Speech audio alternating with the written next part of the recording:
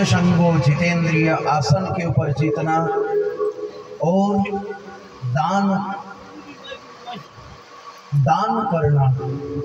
दान करने से मन के अंदर एक अपने जान बूझ करके अथवा अनजान में जो हमारे द्वारा धन का संचय हुआ है, क्योंकि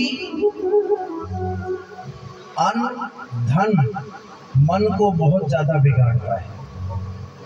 अन्न और धन, जैसा खाओगे अन्न वैसा होगा। करेक्ट माय पॉइंट, ठीक है ना? तो अन्न और धन ये दोनों मन को बहुत बिगाड़ते हैं। आपने भागवत कथाएं सुनी होगी, बहुत सुनी होगी।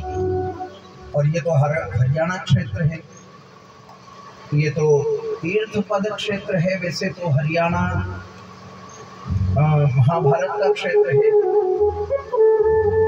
और यही क्षेत्र दिल्ली से लगा हुआ है। महाभारत, सुखदेव जी, राजा परीक्षित, ये सब इसी क्षेत्र के ही तो हैं। हम लोग तो इनकी कथा हमारे अपने क्षेत्र में कहते हैं, आप तो उसी क्षेत्र के हो। कहने का तात्पर्य हमारा यही है मेरे राम जी, ये भक्ति रूपी क्षेत्र है। थोड़ी सी दूर पर ही मेरे ख्याल से यहाँ पर होगा ज्यादा से ज्यादा 150 किलोमीटर शुक्रताल नाम सुना होगा, नहीं सुना? दिल्ली से आनंद घाट, जहाँ पर सुखदेव जी महाराज ने सबसे पहली कथा करी थी, सुखताल में। नाम सुना नहीं सुना? आपके इसी क्षेत्र में है। हजरत निजामुद्दीन से, दिल्ली हजरत निजामुद्दीन से 25-50 किलोमीटर दूरी पर गंगा की धारा निकली हुई है, गंगा जी निकली है। आनंद नामक घाट है और सुखताल उसे कहते हैं स्थान। वटवृक्ष के नीचे और श्री सुखदेव जी महाराज ने राजा परीक्षित को श्रीमद् भागवत कथा सुनाई थी। वो सुखताल आपके ही क्षेत्र में है। इधर ही गंगा निकली हुई है और सीधी होकर के सोरौं जाती है, सुकर क्षेत्र। मथुरा से होकर के कासगंज, एटा होकर के जो सोरौं जाती है, जहाँ पितरों के पिंड क्रिया होती है, जहाँ वराह भगवान का अवतार हुआ था। है याद नहीं है? क्यों? ये तो क्षेत्र आप लोगों का ही है। चलो कोई बात नहीं।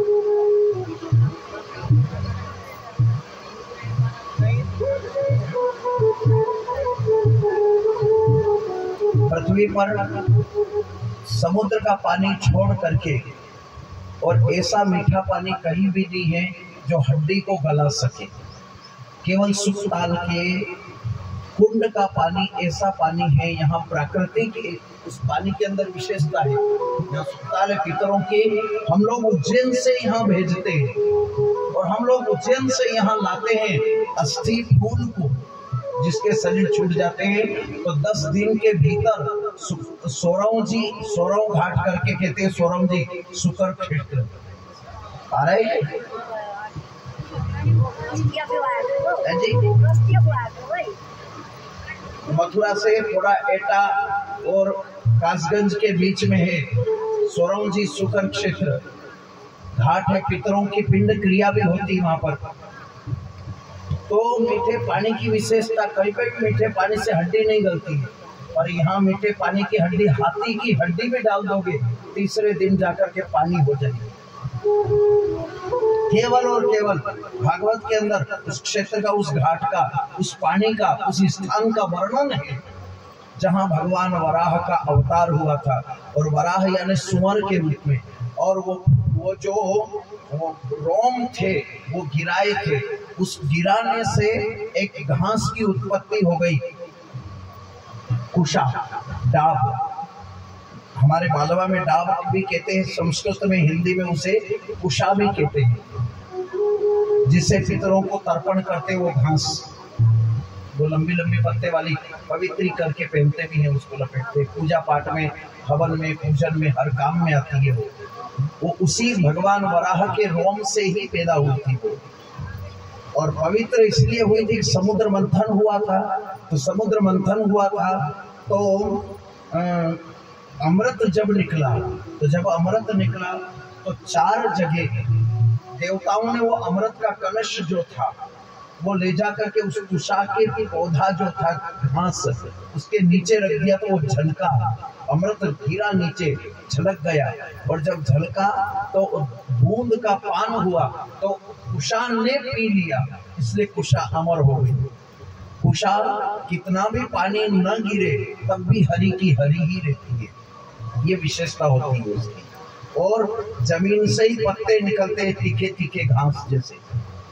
पूजन पाठ में काम में ली जाती है, मरणासन में भी लेते हैं, पितरों के तर्पण में भी लेते हैं, और पूजन पाठ हवन में भी काम में आती है। तो उसकी अंगूठी बना करके भी पहनते हैं, जिसे पवित्री कहते हैं। बोलो बांके बिहारी लाल की, श्री महाकाल महाराज की, शाम सदा शिव भगवान की। तो दान का वर्णन आया है कि दान करना चाहिए।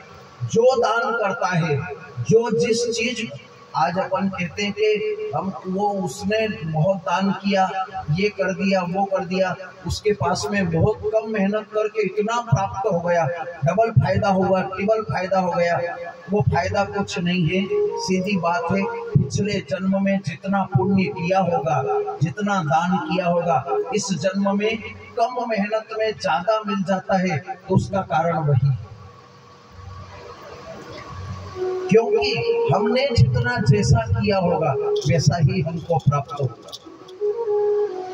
एग्जाम्पल के लिए, अगर आप उज्जैन आए और हम आपकी खातिरगिरी करें और खूब अच्छी खातिरगिरी करें, उज्जैन आप पधारे और हम आपकी अच्छी खूब खातिरगिरी करेंगे, तो जैसी हम खातिरगिरी करेंगे, रिटर्न भविष्य में कभी भी रिटर्न डबल में हमारा आना हुआ तो कि वो उज्जैन वाले पंडित जी आ गए, तो आप भी हमको चाय पिलाएंगे।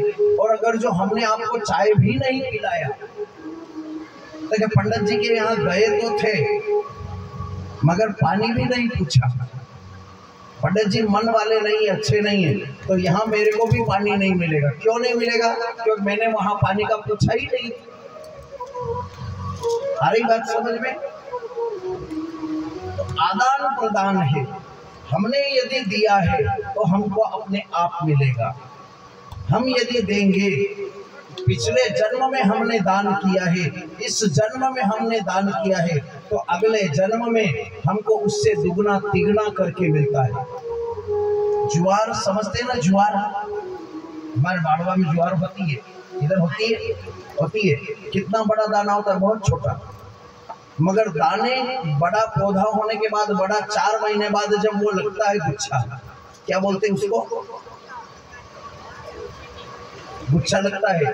दाना एक बोया मगर 1000 दाने बन करके प्रकट हुआ। कितने दाने बन करके प्रकट होता है?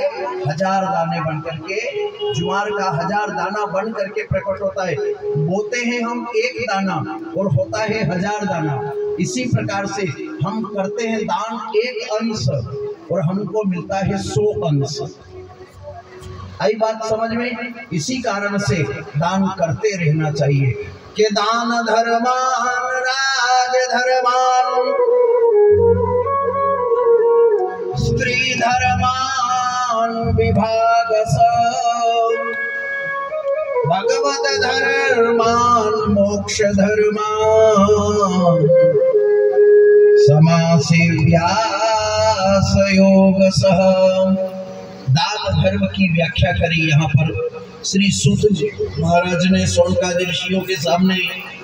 कहाँ दान करना चाहिए, किस जगह दान करना चाहिए, कैसा दान करना चाहिए और क्या दान करना चाहिए। जहाँ धर्म के लिए, धर्म की स्थापना होती हो, धर्म की रक्षा होती हो, वहाँ विशेष दान करना चाहिए।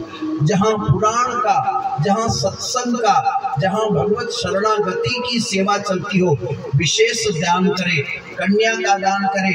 कोई गरीब हो तो उसको, बालिका हो और गरीब हो उसको विद्या के फीस भराना अथवा कॉपी पेन दिला देना, कपड़े का दान कर देना, ड्रेस का दान करवा देना, ये सबसे बड़ा दान है। कन्या के लिए पुत्रों के लिए, गरीबों के लिए विद्या का दान, पेन, कॉपी, कपड़े, फीस भर दो उसकी, तो उसका जीवन यापन अच्छा हो जाएगा, उसके जीवन में एक संस्कार बढ़ जाएंगे।